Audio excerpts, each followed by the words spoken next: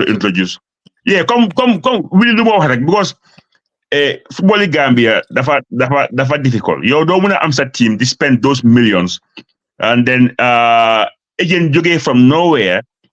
There's a player boko hold ransom. Yow nga amal player bi deal.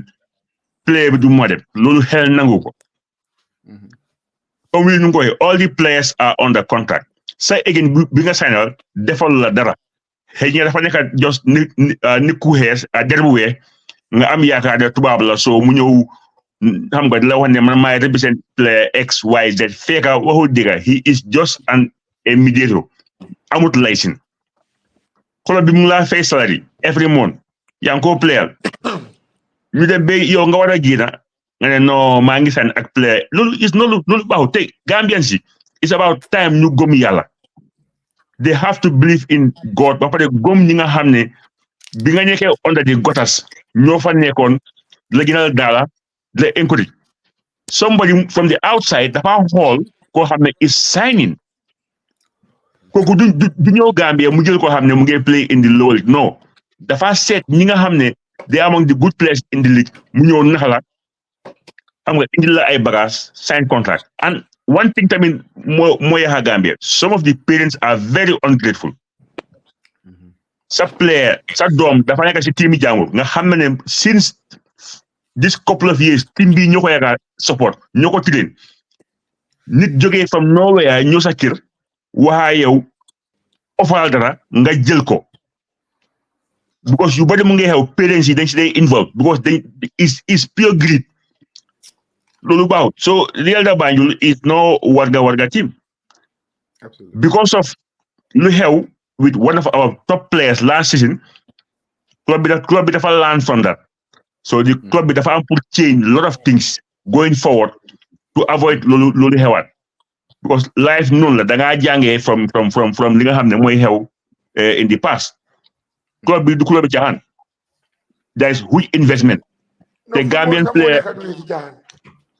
player du seer il faut Gambian si xam ne player su dee jógee Gambia dem Europe du dee seer noonu comme some people dañoo fa ne hey the club is making millions demeewut noonu de xam nga how many players la Willie buy for free man ñu ma xam for free. There are players who left for free. So, Habib, that was a question I was about to ask. You know? Acha? Like you. So you will. We just lost Al. Yeah. So guys, let I emphasize that. So look at from the outside. Dana funny. A club be I remember some people saying, "Wow, bro, you guys keep Mino. Mylen players is Real de Banjul nekkul supermarket whereby you just go and Mylen the club dafa nekk si benn side boo xam ne am na ñoo xam ne they don't need to come to Gambia to watch Real. They go in the system. You hold a particular player. Yeah, understand? Okay, we are looking for a flank player. Flank player when you hold 10 matches, no goal, no assist. All these stats are there. So again,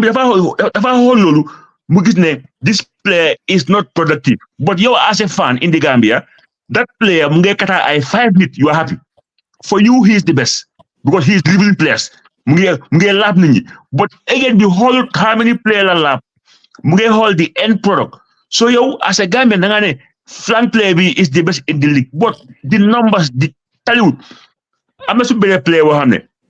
Gambia, he is the best midfield player in the league. But his numbers as a midfield offensive, amount goals, amount assists. But to play, you as a fan, play. So sometimes some families that they blame club. Hey, in fact, somebody has to come for you. Somebody has to come for you to buy you.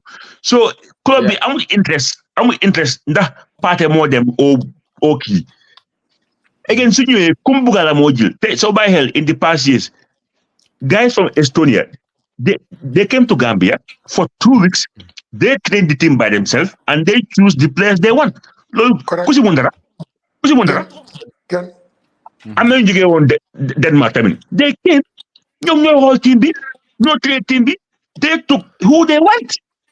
So how can you point fingers at the club ne kii daf so if the player is there for 20 years man muy any other fan muy wuli dañ dee am that sympathy suñu gisee a particular player in the team demut danga ko dee yërëm because you want the player to go waaw loo si mun Habib xam nga Europe man tey every Gambian have a neighbor boo xam ne sax amul dépasse yaa ngi ko énee million waaye amuloo ko the same thing applies to the club dañ dee bëgg a seen all players si dem waaye loo si mun foo ko yow.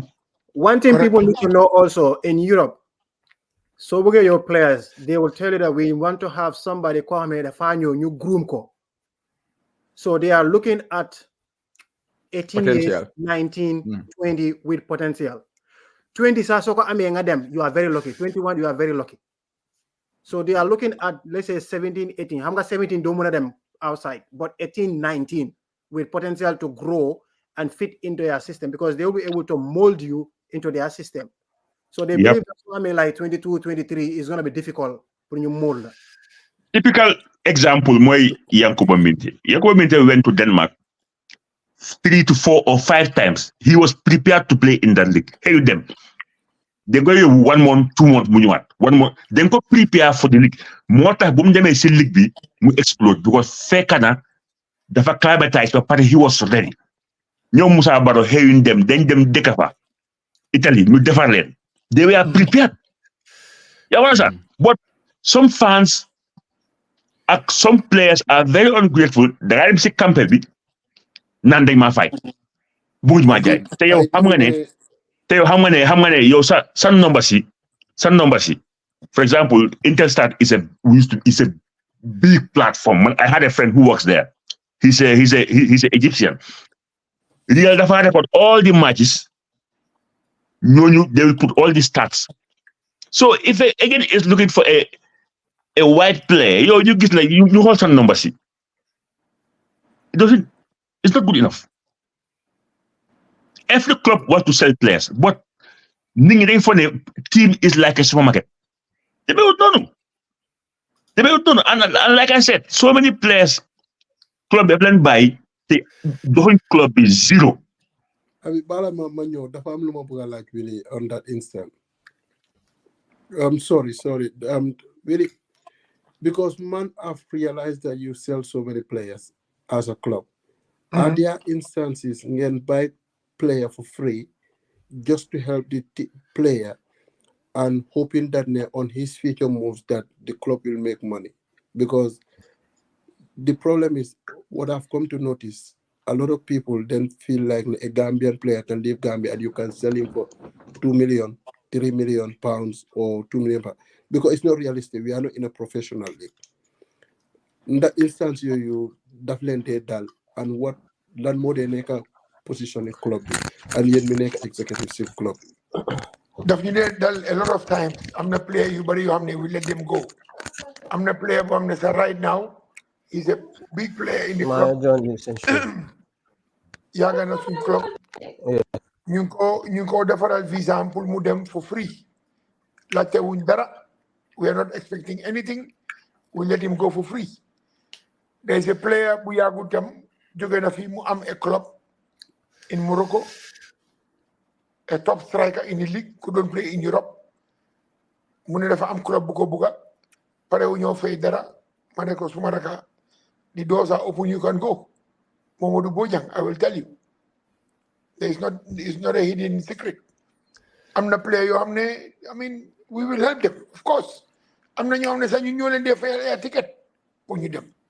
Just put Dimbali in for the next step. I'm not boy we took them to the US to do tryouts with big clubs in the US. They didn't make it. When you know fair on ticket fee. In those days, tickets were super expensive. And they didn't make it. You pull stay and hustle and be, continue with their lives. We let them go. So then they spend a lot of money. Just to try and develop players. I'm on a project in Cyprus. They wanted 5 players but we have to pay for the tickets. We spent about 20-something thousand euro in those days. Took 5 top players. You them before for 2 weeks, 3 weeks. Waste of time. Why you buddy? Dara munta heo. Dara. So daf de heo de. Dañoo try rek. But people must stop believing ne Gambian players dinko jay 500,000 euro, 1 million. Amul. No. Amul. We cannot lie to ourselves. Munuñoo nax suñ boppa. Absolutely. Realistic. All our players most of our players that go, they all go on loan with an option to sign. Most of them, 99.9%.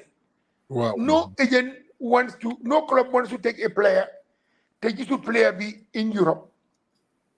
Hall nakala mo behavior fofu, balanko sign. Understand? They player. It happened with Buba. It happened with James Cummins. It happened with all these players. They go. We don't get a dime until they prove themselves. No, so this thing happened quite at the time. Sorry, Allah. I was fortunate enough to talk to somebody to I think I found him something good for him to go and then further his footballing education outside Gambia. While Timuneka Gambia, they were asking more than 50,000 euros. Your call him the coaches who play. All what I was expecting, at least player would have had them on loan 6 months, 1 year. If the player is good enough, they are happy with the player. Obviously, they will sign the player. And there is what we call solidarity fee and percentage on future sell-on fees. I discussed all those details with the team. I think they need 50,000 euro more than that for that player. So team, no, they don't need the player anymore. And Philippo, what is even funny, Moy, these are clubs that cannot even pay their players monthly salary. The clubs in imagine a team like Real giving players a decent contract and paying you even off season. Real dafa am negotiate mu buy players them with that clause. Like it's a team boo xamne mënta fay player bi on a monthly basis mënu ko fay salary, and they ask him that such amount of money. You know fu mu nekk ni yaa ngi call players yi yaa ngi call clubs yi da nga waaru. You are surprised of some of the things. I'm not clubs yoo xam ne they need to learn. When it comes to transfer, zero. They have no clue of how football is working. No, they don't. They don't even know. You even to run a proper Facebook, sir, morning codef. Club amul admin amul dara. It's about just like somebody could run. Let me tell you, there are some Nawetan teams in the Gambia. You're gonna organize some teams in the first league. Believe me, man. How much that? No, I'm not surprised because dafa am lo xamne Habib really, I must say I'm